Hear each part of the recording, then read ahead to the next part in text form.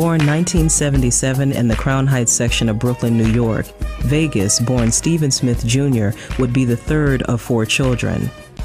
Born to proud parents Stephen and Amanda Smith, little Stevie was a welcomed addition to a family who hadn't had a baby around for almost 10 years. In 1981, his family moved to the Bedford-Stuyvesant section of Brooklyn. 730 Gates Avenue is where Vegas would grow to be the man he is today. Music has always been an important part of Vegas's life. His father, Steve Sr., played the drums and was also a DJ. Spinning funk, soul, disco, and late 70s hip-hop, little Steve got a daily dosage of now classic music at a very young age. The music influence didn't begin and end with his father.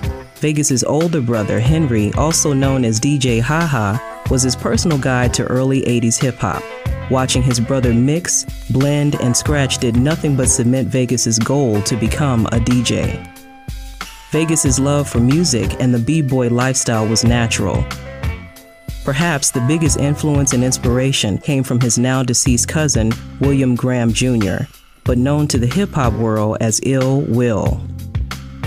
Booby, as he was known to his close family, was hip-hop. Growing up in the Queensbridge housing project, Will lived and breathed the hip-hop culture. Vegas admired his spirit and popularity. Will's untimely death in May of 1992 changed the life of not only Vegas, but Will's close friend Nasir, also known as Nas, who would go on to have a legendary career in hip-hop. After Will's death, Vegas was determined to pave his own path of greatness in honor of his cousin. He received his first DJ equipment in 1994. Instead of running the streets of Brooklyn, Vegas became a homebody, putting together tape after tape of mixtapes, rap albums, and mock radio shows. If you don't know about Stop and Pause tapes, you better ask somebody.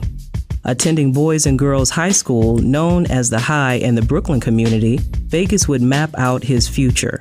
Graduating in May of 1995, he would travel to Baltimore to attend Morgan State University. Attending Morgan, he majored in communication studies with a concentration in radio broadcasting. A chance visit to the school public radio station WEAA would begin a destined career in radio. It was at WEAA that Vegas would get to host his first program, Strictly Hip Hop, in spring of 1999. Since that start, Vegas has completely expanded his talents into several entities, including a movie script, rap album, a radio editorial, and one to flow on, and his brand new radio program, The X Factor with Vegas. Well, One to Flow On is something that started actually a long time ago when I first started doing radio with WEAA and the program Strictly Hip Hop. And, you know, we were coming up with new things to make sure that, you know, the people would stay with us, because this was a midnight to 5 a.m. on a Friday show. So, you know, we had to be very creative in order to keep people listening. And also, because it's public radio, provide some things that, you know, were just a little bit more than playing exclusives and songs and stuff like that. But somewhere down the line, after I stopped doing Strictly Hip Hop and I passed it off to my man Ak, you know, I was still trying to come up with ideas that could better enhance the program, you know, to take it into the future. So I came up with One to Flow On. And basically, One to Flow On is a hip-hop commentary. Arrogant Entertainment, in conjunction with Strictly Hip Hop, presents One to Flow On. Starring Vegas. Directed by Vegas. Brooklyn Stand Up. It's gonna be a monster, man. We gonna get that. It's gonna be a monster. Ever since I was 13, my biggest problem has been just to find the right road to get to that rainbow that everybody talks about.